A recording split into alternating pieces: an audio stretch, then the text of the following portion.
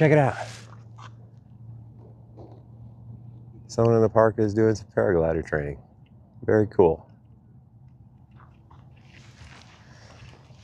Anyway, hello fellow human. Welcome to day 8 of my 30-day Talk to Camera challenge. Woo! We're here. Beautiful day in the park. It's like 65 degrees in Denver right now. Insane for the beginning of March. I guess it's not so insane. This is what Colorado does. But here we are. It's a beautiful day.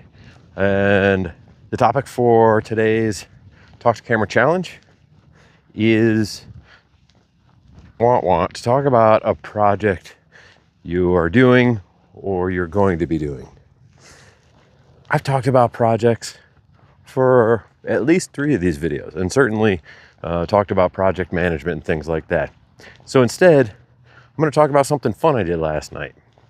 For those of you who saw yesterday's video, you'll know that I was headed up to the mountains for a 50th birthday party for a friend.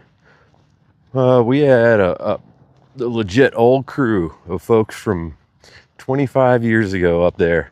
All us old folks rocking the decks, banging out some house music, drinking some beers, all that great shit. It was incredible. I had a really good time. We all started around 5 with a bit of a potluck and did some socializing and hanging out and catching up and all that great stuff. And then around 8:30, I got tapped on the shoulder to start playing some music. I played for, I don't know, a little short of 2 hours. It was almost 10:30. And then my buddy swapped in. I play like disco-y, funky Chicago house music. He plays a little more techie house and techno, but it was a real cool vibe. He got a new speaker stack, so it was an awesome sub and a tower array for the mids and highs. It sounded really good in the house. It was absolutely thumping. Anyway, my buddy played. It was his birthday, so he and I were playing on his birthday. And he played until something like 1:30 in the morning. And then he asked me if I wanted to play some more because they weren't ready to be done partying yet. People were having a good time and dancing and chatting and drinking and all. So I jumped on the decks and I played another 2 hours till almost 3:30 in the morning. Boy, I'm old because I was tired. I looked today at my step counter and I had accumulated about 15 miles worth of stepping just standing there at the DJ controller and bouncing around during my set. It was really cool. Oh my goodness, yes I do. So it's a beauty. So I felt pretty good. The first couple hours I played, I had programmed and practiced, and so it sounded good. I knew where I wanted to do the mixes and how I wanted to do the mixes, and a really great execution there. The last 2 hours I was flying by the seat of my pants, and since I've only been playing again for about 3 months, that last part didn't go well, but it was a house full of friends. Who really cares? The stakes are not very high at that point. So it was, all in all, it was fun. Huge differences between his unit and my unit. He has a Pioneer XDJ XZ, which is a standalone DJ unit, which all that means is that you put all your music on a USB and you plug in the USB and you just play from the USB using a screen that's attached as part of the unit. Whereas my DJ unit is called a controller, and it's the Pioneer FLX10. And for mine, you need a laptop hooked up to it. And so there was some really small differences in just very minor differences in how the layout of the mixing unit was presented and some of the features that are available. So it didn't take too much time to get used to it, because again, it was overall the same thing.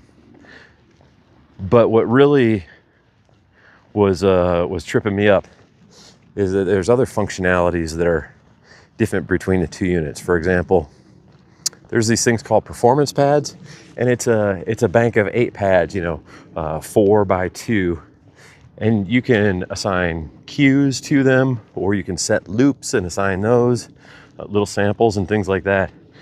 When I'm playing on my unit, I have a lot of information about what the performance pads are set to do, and there's a lot of utility that they can provide that are different than his unit. So I didn't have any of that information, and some of that utility was gone. Probably the most important utility that I didn't have was this thing called active loops.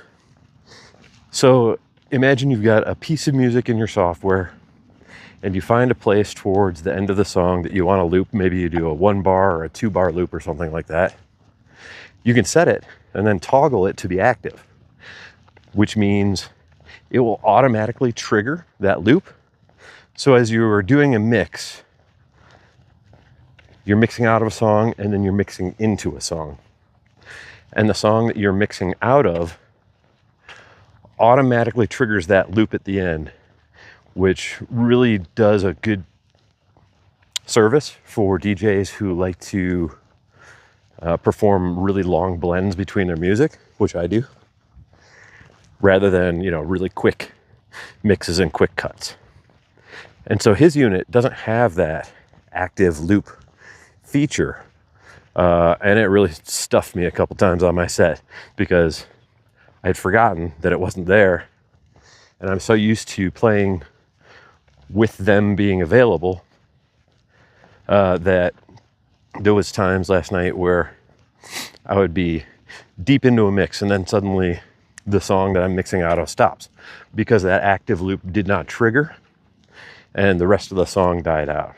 So just a couple little hiccups there, not a huge deal. Again, it was just friends, so no one really cares.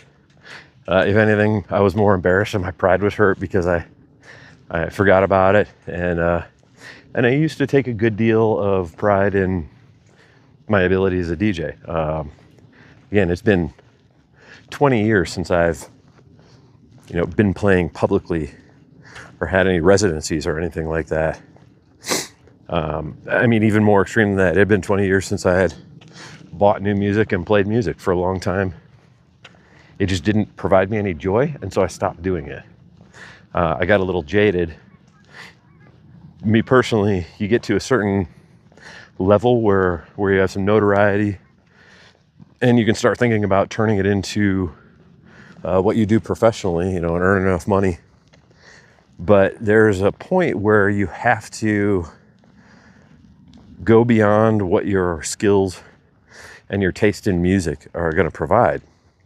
There is a certain point where you have to spend an awful lot of time networking and going out all the places to be seen in public, and you have to be schmoozy and friendly with people you don't like, and maybe even people who are gross. And that just really, I don't know, it left a bad taste in my mouth, and I was fed up with it. And so I stopped playing, and that was many, many, many years ago. And it was only in November that I decided to get a new unit and start listening to and collecting new music. And that journey has been really cool because I was exposed to 20 years of DJ technology advancements all in one weekend. Not only that, but also the difference in the music that is produced today and the music that was being produced 20 years ago is significant now when you put them side by side.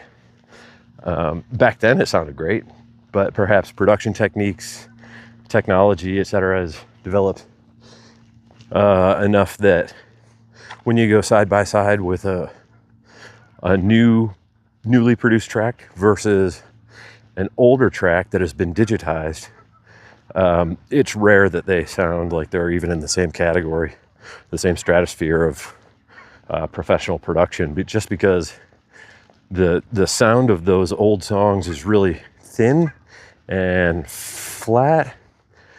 I don't know what words I would say to accurately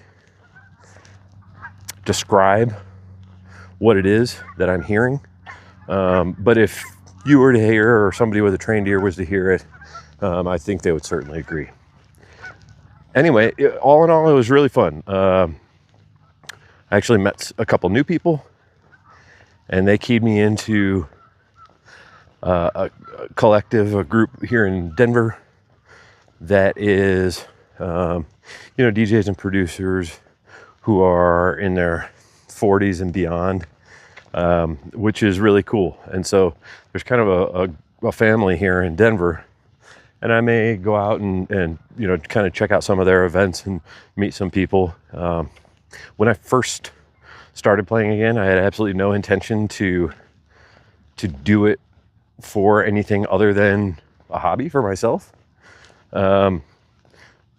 But I wonder if I can recapture that magic to the point before I was jaded as a DJ, and have fun sharing music and mixing for people that enjoy good, funky Chicago jackin' disco house music. We'll see what happens.